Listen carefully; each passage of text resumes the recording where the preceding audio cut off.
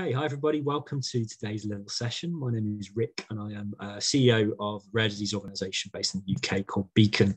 And at Beacon, we work with every different rare disease organisation we can find and try and find means to help those groups to grow, to form their connections with their rare disease patients and to really drive the message that no one should walk their rare disease journey alone. And today we're here to focus on one specific rare disease, the condition cystinosis. And I'm really happy to be joined by both Joe and Kristina, who are going to give us some really amazing insights into their personal experience with this condition. So without further ado, Joe, it'd be great if you could say hi and introduce yourself to our audience. Hi there, I'm Joe. I have cystinosis. I live in Essex in England. And that's me. Thanks, Joe. We're diving into the details there. Essex, especially, is in the top. Essex, yeah. Essex, yeah. Just down the road from me. Kristina, lovely to meet you. Do you want to just introduce yourself to the audience? Hi, my name's Kristina Seville. My daughter Grace is 3 years old and has cystinosis. We are in Cleveland, Ohio. Thanks so much, Kristina. So it's a really nice kind of session here today, just to dive into what's happening with cystinosis in preparation for the big awareness day that's impending, which is really exciting to be able to put some focus on that. Also, we've got very different perspectives on cystinosis. We're looking at that experience of people living with condition and then a parent who's helping to raise a daughter who's been recently diagnosed, but also as well that difference between the experience of people living in the UK and the US and trying to see if anything pulls out from there to really highlight a different experience of living with that rare condition.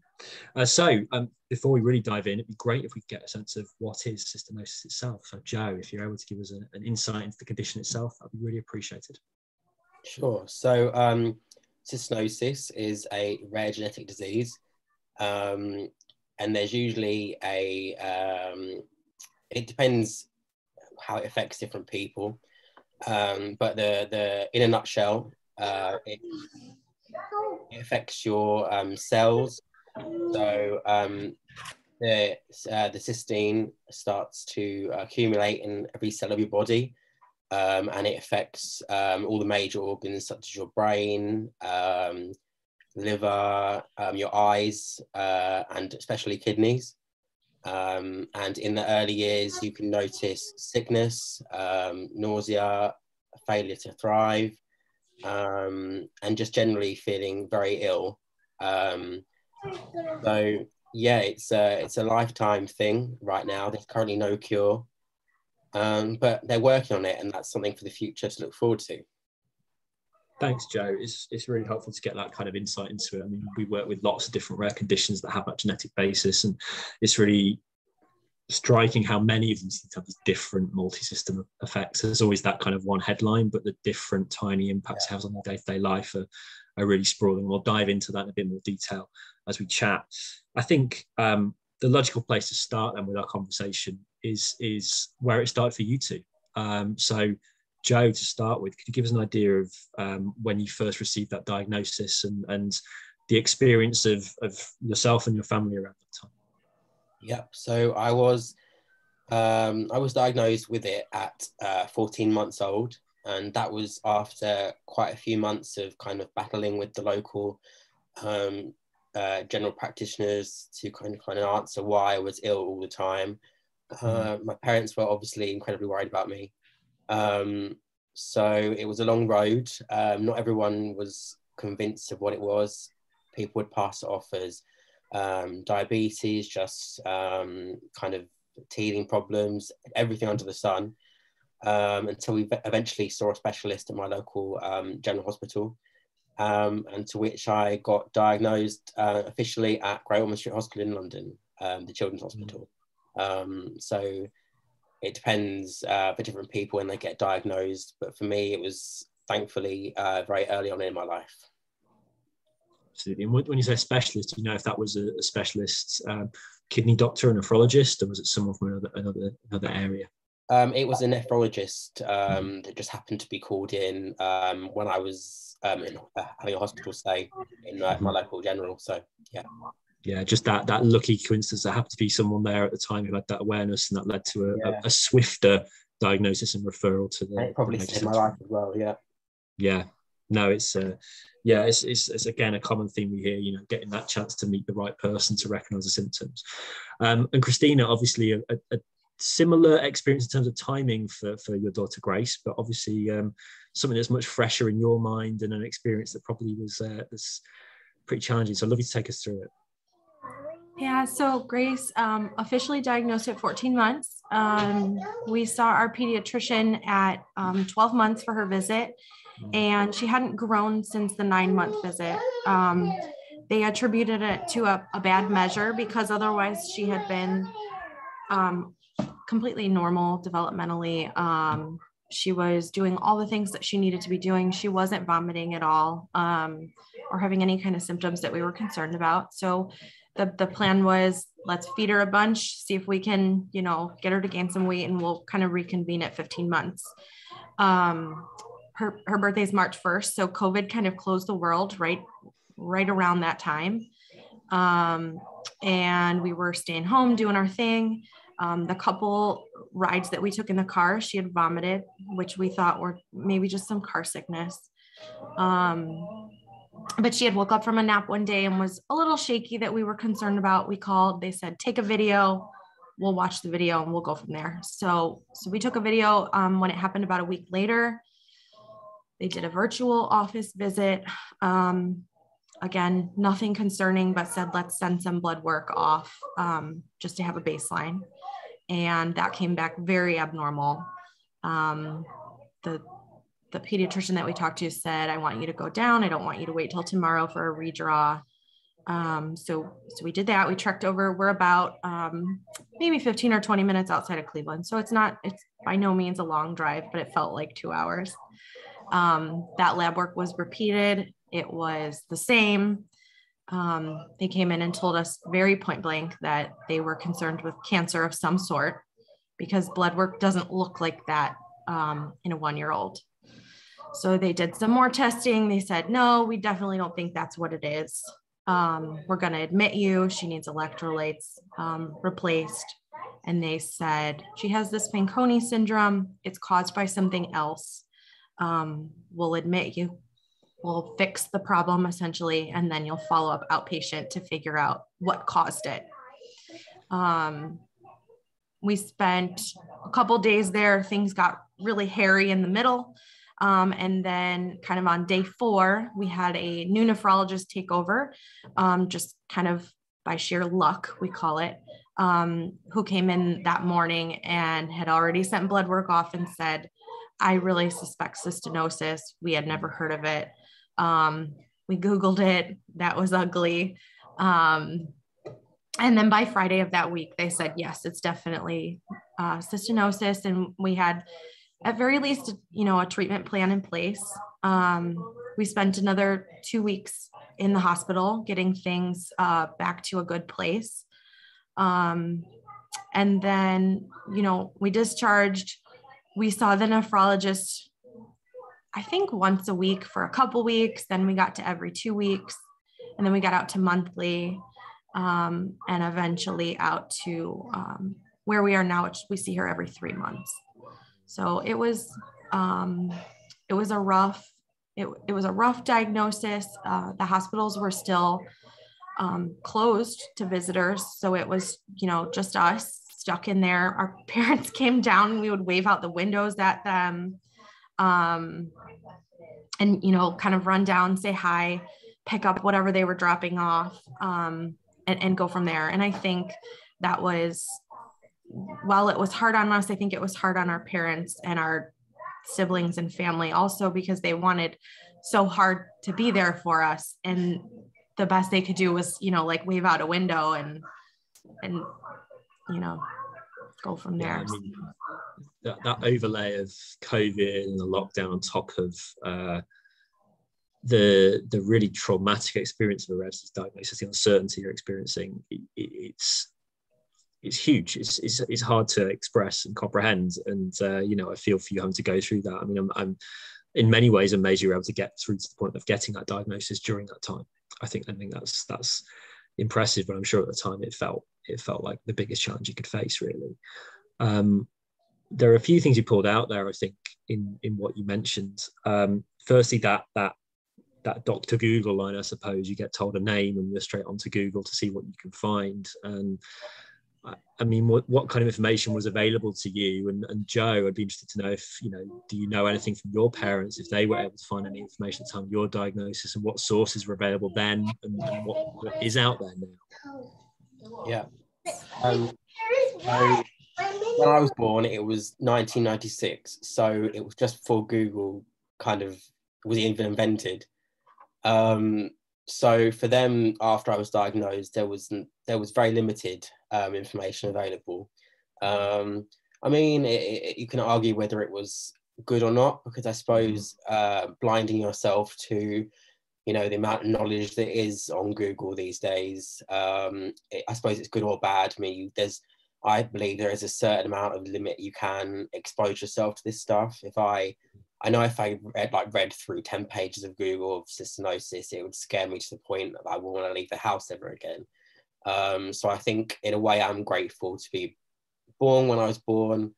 In other ways not, but yeah, obviously compared to other people's stories, it's just changed so much. There's loads more information out there now. And is that something you now look at occasionally and dive in to see what the kind of internet wisdom is on cystinosis, and does it in any way reflect your personal experience? Yeah, I mean, like Kristina said, obviously I'm with the Facebook groups and the Instagram groups, so I keep abreast on goings on, like the search for a cure, that kind of thing. But occasionally I will, search cystinosis, try and because it's my life, I suppose it's different to parents' perspectives, because it's just me, it's just who I am. So I've never really thought from an outside perspective. But every so often I'll kind of try and inform myself more about what it is at the core of it, rather than it just being about me, you know what I mean? So yeah, no, definitely, thank you. It's really interesting. I'm just going to come back to Kristina there as well. Yeah, what did you find when you did do that Googling, and how did, I mean, that's a point that we hear from so many different people at that diagnostic journey. You get told a diagnosis, you get told not to Google it, you Google it. I mean, what was that like for you? Well, so first we Googled it and we couldn't find it because we weren't spelling it the right way. Yeah. So then we had to, figure that part out. And then we were looking, and everything on the internet about cystinosis. Yes. Everything on the internet about cystinosis is like 5 or 10 years. Okay. 5 or 10 years behind where we currently are. And I think, our nephrologist kind of told us that, but at the time we were so shell shocked in our own world that we weren't grasping what she was saying.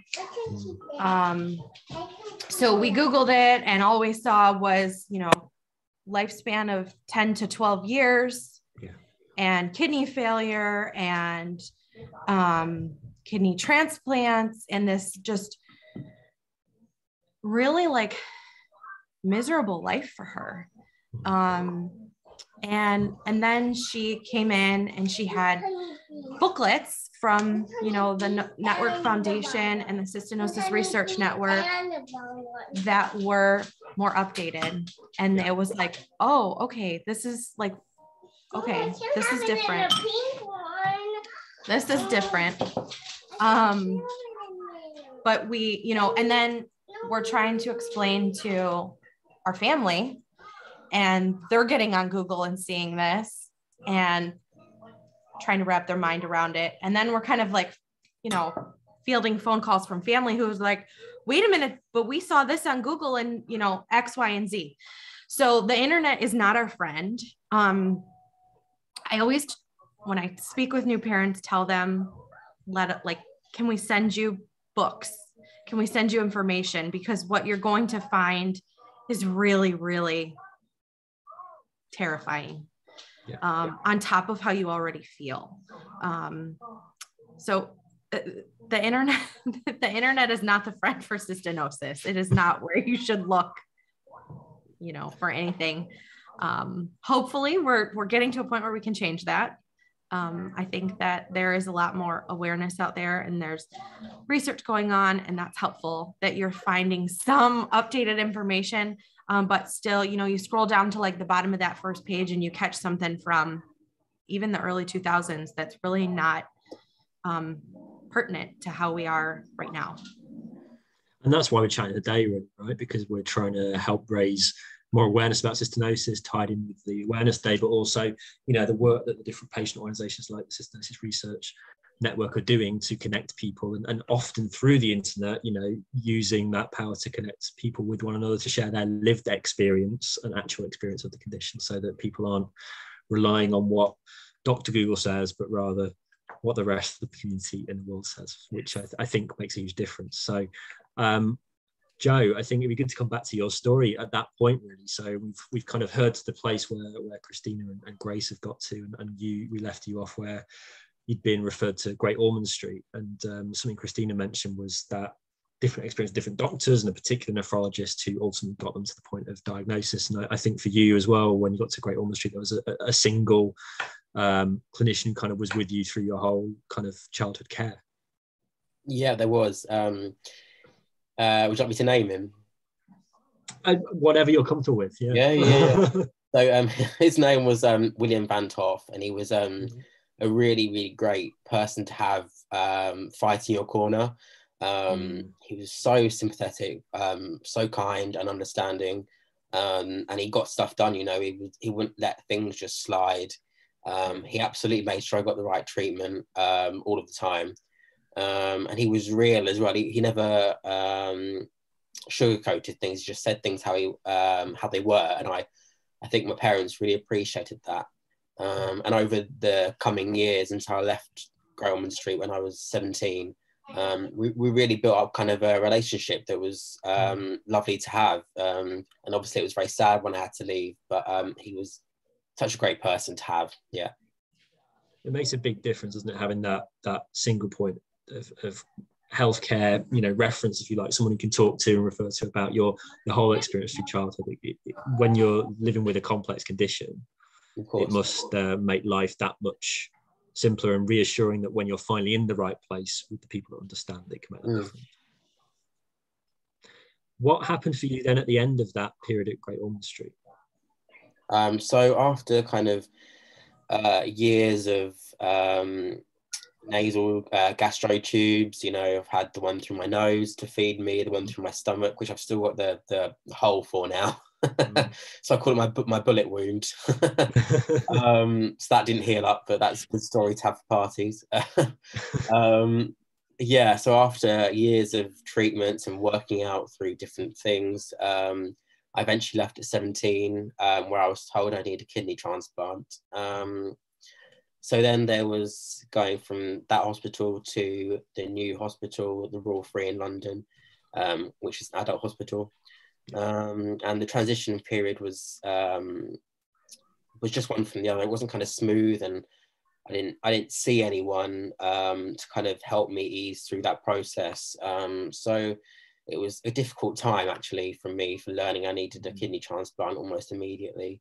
To go into a totally new environment where there's no kids, it's just totally adults. And it was just at the same time as doing my A levels and GCSEs, you know, it was a lot at once. So I eventually got into the Royal Free, and then when I turned 18, I had my kidney transplant. Wow. And like you said, so much to deal with as an individual, and that had a really positive outcome for you. Yeah? It did, yeah. So I managed to kind of juggle my schoolwork and things at the same time, and I managed to get through that fine. And then I finished college, and more or less I was straight in the operating theatre. So yeah, at that point my kidney levels were very drastic. I was suffering. I was a horrible green colour actually, just because I wasn't getting any of the nutrients I need, because it was just escaping through my kidneys. I was just peeing out basically. But then I had the transplant, and it was complete change. It was absolutely outstanding how much I changed just over one day. I just felt totally better. I could drink properly. I could have a normal appetite. I had so much more energy. The change was completely incredible. I'd never felt so good in my entire life. That's amazing, and to have that transformation must have been at that age as well such a huge difference, a boon to you, really. Yeah, it was. Especially my dad gave me the kidney, so I was forever grateful for that, and I will always thank him for that. And it was obviously it's what you do as a parent, but I was just, you know, putting that aside, it was just an amazing thing to do, and I always appreciate that. Yeah, thanks, Joe. That's it's really it's nice to hear that kind of journey and the arc you went on there. And then, you know, where are you at now? What's the outlook and how you kept moving on with life, I suppose? Yeah, so obviously the transplant worked really well. I did another year of college, feeling great, obviously. And then I kind of began exploring different jobs and careers. And that was another thing that I wanted to mention, was that, like I said before, people don't understand how ill you feel and how of a struggle everyday life is. Because although I had a fully functioning kidney, the cystinosis was still obviously a part of my life. It didn't go away when I had the transplant, which I think people generally thought it would when I told them I had the transplant. So, you know, people don't understand when they're employing you, and through kind of several jobs, it didn't really go my way, just because people didn't understand. Then in the last couple of years, I was told that my kidney was failing again. So the dialysis would be a future thing for me to have to deal with, if not the transplant list. But, you know, they had... you know, I was great for 7 years, so I just have to be appreciating for, you know, what the time I had feeling well. So absolutely, it's a really tough situation, Joe. I feel for you there, and, you know, fingers crossed there's another option for transplant in the future, and dialysis, you know, helps, although it's obviously a really burdensome and challenging path to go down. But, you know, that's a challenge that I feel like you hopefully will get good support with from your family and from other people in the community, which must, you know, be crucial to get through that kind of point. With the mental side of it must be very challenging. How have you managed to cope with that, do you feel? Yeah, I mean, I think I've always struggled with mental health since school, really. I think having the cystinosis has made me feel a bit of like an outsider, and that's not writing off a childhood at all. I mean, that's not the case for everyone. But I went to quite a small school, so I was kind of just focused in, really. But, you know, it's always been a challenge kind of accepting what condition I have, and obviously it's a lifelong kind of thing I have to deal with. But, you know, it's something that gets easier over the years when you learn how to deal with it and what works for you, and finding comfort in things you enjoy and the people around you. So just taking every step day by day really, really does help. Thanks, Joe. And Kristina, how have you found that side of things as a parent with Grace's diagnosis, the kind of the mental health and the challenges that come with that? So it's definitely it's been a journey. My husband we're very, you know, like married people, different people. While we were still in the hospital, he was quick to call and talk with a psychologist and just like jump on board. He wanted to talk immediately to anyone and everyone. He talked to other parents. He wanted to talk, and I wanted to talk to no one. So we came home, and it took a good couple months of finding our ground before I felt like a little bit more of a normal person. When we were in the hospital and things got ugly, I had told him it felt like someone just stripped all the color out of our world and everything turned gray, because we were really just trying to survive at that point, to figure out what normal was. And then I talked with a couple parents who their kids were a little older, and it wasn't the general, hey, you're going to get through this. It's going to get easier. It was, yes, this really sucks, but X, Y, and Z. And I finally felt like, okay, we're going to find our normal. We're going to catch our feet again. And we're going to figure out how to move forward. Every day we're still doing that because Absolutely. It changes. And I remember, vividly at the beginning, we went over to my brother's future in-laws house, and we went over there, we were eating, they have this great big gorgeous house, and Grace just spit up all over the floor. And I was like, oh my gosh. And so that was at the beginning, we were dealing with a lot of vomiting, and it was like the quickest we could catch it with our hands or our clothes. So it was a hairy few months, and we're every day we move a little bit forward and try to figure out how to manage what we're doing. Thanks, Kristina. Thanks, Joe. I love that, finding your normal. I think there's a real key message there for anyone with rare condition like cystinosis. But following on from that, really, for both of you, I mean, on those tough days when things are hard, what are the tips that you might give other people on how to keep going? What is the thing that helps you move forward, and what are the challenges or the things you look forward to in the future that can help with those days?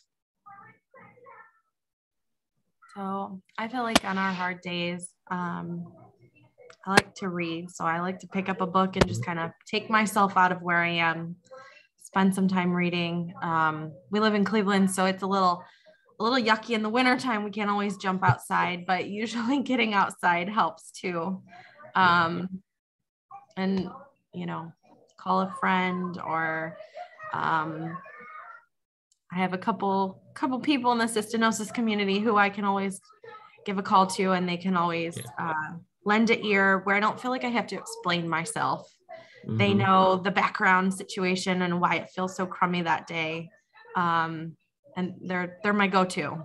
It's like, I've seen pictures of people who are in a dark hole, and someone comes over and reaches down and helps pull them up.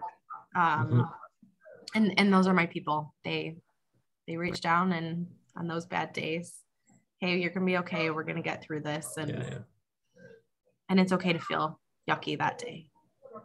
Thanks, Kristina. Joe, what are your thoughts on that?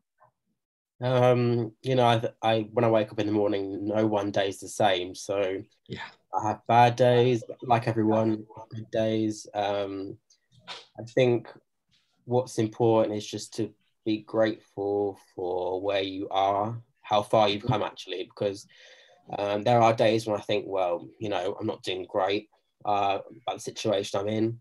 But then I'd kind of cast my mind back to the past and think, well, would the younger person be proud of where I am today, and how they've got through school and got through college, and worked really hard to be where I am today, and had a transplant and all that. There's quite a lot of fitted in as such, in my 25 years of living. So I suppose I've got to be grateful for how hard I pushed myself in the past to be here today, and just continue to be like a nice person, really, just to be nice to everyone. And I use humor in everyday life and just find everything funny, because that's how it gets me through.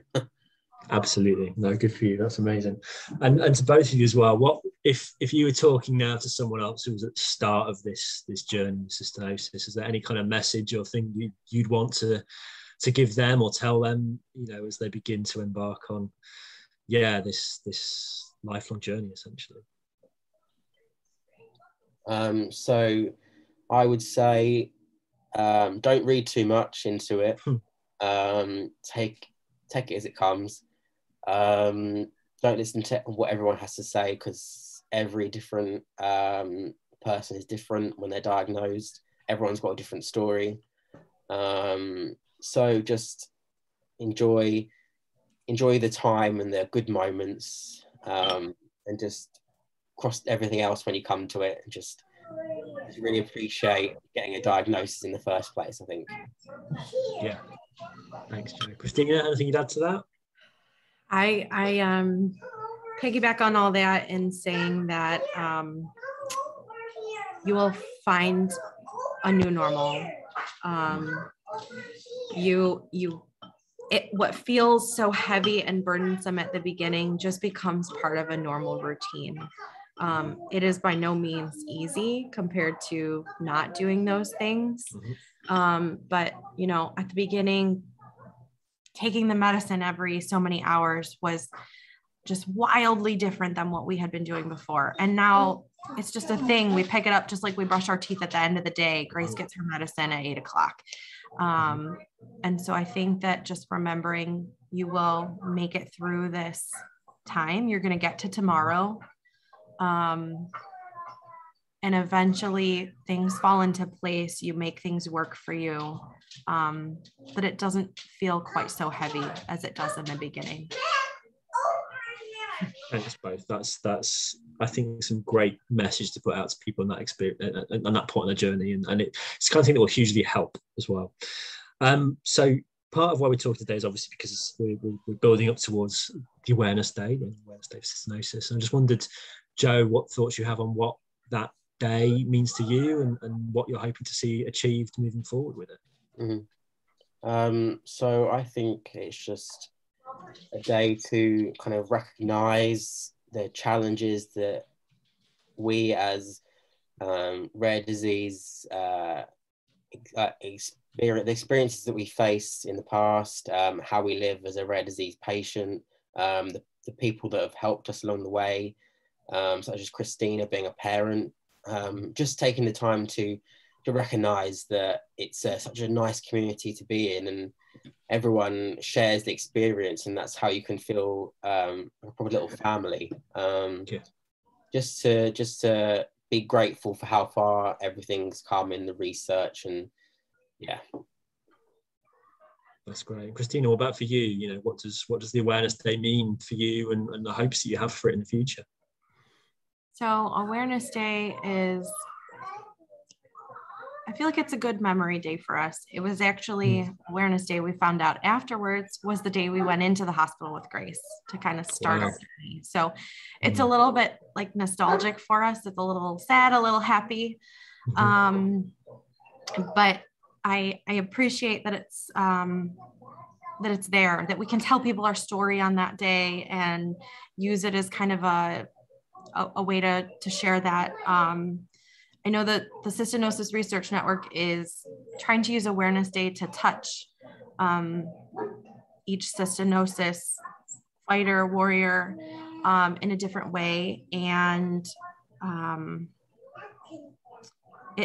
it's nice. It's nice to have a positive day that the community can come together and just talk about their journey and their story. There's so many different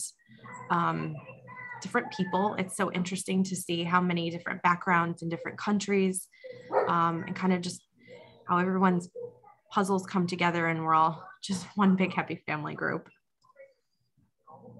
That's fantastic. I think that's a really nice message, actually, that with all these awareness days, it is crucial to give it as a point to highlight the condition to people outside the space, to raise awareness and make people more aware of the experience they're living with the condition. But more than that, to make sure we get some people who have that lived experience sharing it, putting it out there and owning their journey and sharing it, grasp that experience and make it relatable. And you guys have just delivered on that today beautifully in this conversation. It's been really fantastic to chat with you and to hear about your experiences, and I hope that in recording this and sharing it around that community, lots of people reach out to you to give their thanks, to pick on your advice, and hopefully to maybe give you some more insights and people in that community to support you on your journey as well. So thank you so much for chatting today. I've really enjoyed it, and I hope it's been useful for you, and